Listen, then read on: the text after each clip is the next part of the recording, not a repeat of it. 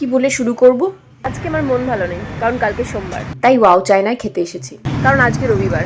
এমনিতে আমি junk food একদমই খাই না, মাত্র 4-5 দিন আমি বাইরের খাবার খাই। আমি যদি সেরকমই জাঙ্ক ফুড পছন্দ করতাম, আমি স্ট্রিট ফুড খেতাম। আমি স্ট্রিট ফুড খাই না, জাঙ্ক ফুডের মধ্যে হেলদি অপশনস চুজ করি। মানে যেখানে ধরুন অলিভ অয়েলে রান্না হয়, সটেড ভেজিটেবলস মানে মাশরুম, ব্রকলি এইসব। কিন্তু ওয়াও চায়না থোড়ি না এসব পাওয়া যায়। যেখানে ওগুলো পাওয়া যায় না সেখানে সিজলারের সাথে সটেড ভেজিটেবলস নেই। প্রন খাবে? Prawn dry? এমনিতেও আজকে আমি অনেক বেশি কিছু খেতে পারতাম, কিন্তু খাবো না। কিছু তো খাবো না, কারণ আজকে রবিবার। কিন্তু খাবোটা কি রে ভাই?